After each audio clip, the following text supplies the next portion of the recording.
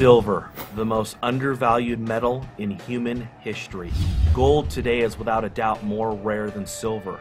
But what about tomorrow? On average today, for every 10 ounces of silver pulled out of the ground, only 1 ounce of gold is mined. However, the majority of silver mined is used for consumption, while the majority of gold mined is nearly all added to global inventory. Yet precious metal investors, as small of a group as they are still investing $7 in GLD for every $1 they invest in SLV. Looking at modern history, silver is destined to be more rare and certainly worth more than gold. In 1950, there were 10 billion ounces of above ground available silver. By 1980, it shrank to 3.5 billion ounces. And in 2010, it is estimated that above ground available silver supply is between 500 to 700 million ounces. To put this into perspective, total above ground available gold in 1950 was 1 billion ounces. And today, it's estimated to be around 7 billion ounces. In 1980, when silver nearly reached $50 per ounce, global population was 2.5 billion people. Global GDP was $10 trillion, and China had the 11th largest economy. Today, global population is near 7 billion people. Global GDP, $60 trillion, and China is now the second largest economy. So the population since 1980 is up 176%. Global GDP is up 500%.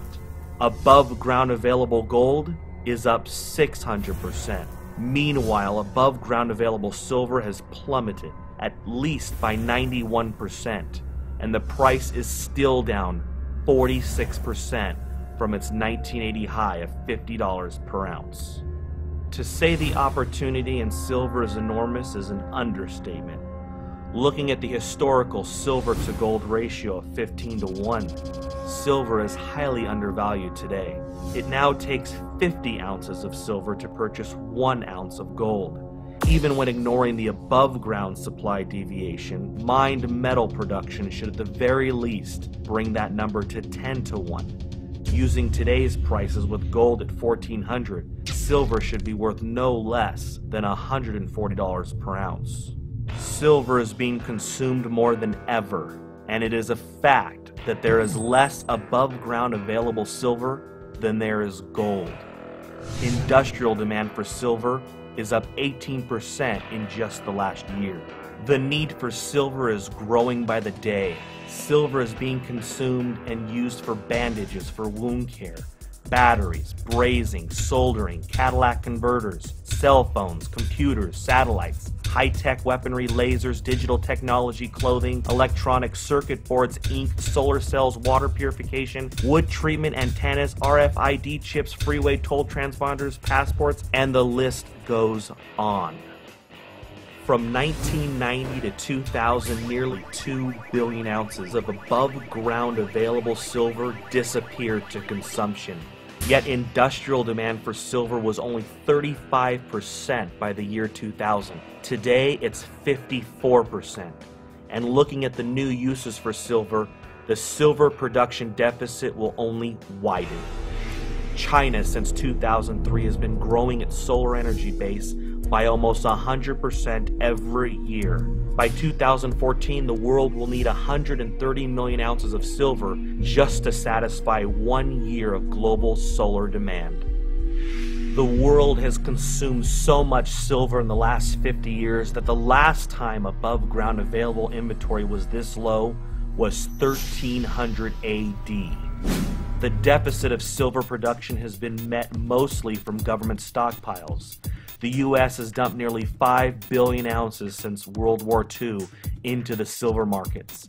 But as of 2010, according to the USGS, the government stockpile for silver are listed as none. The supply and demand deficit continues to be ignored by global investors year after year, decade after decade.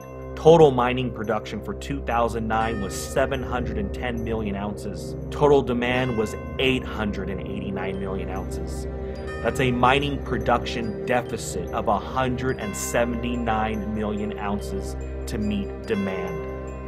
With each day comes a new use for silver, and the supply and demand deficit continues to eat away at the above ground available supply.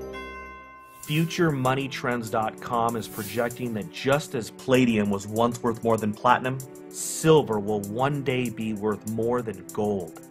The demand for silver will continue to increase, yet mining production will never be able to keep up, depleting the above ground available silver supply possibly by the end of this decade.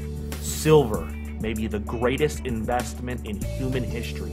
How often doesn't any generation get the opportunity to invest in a finite resource that will soon be extinct?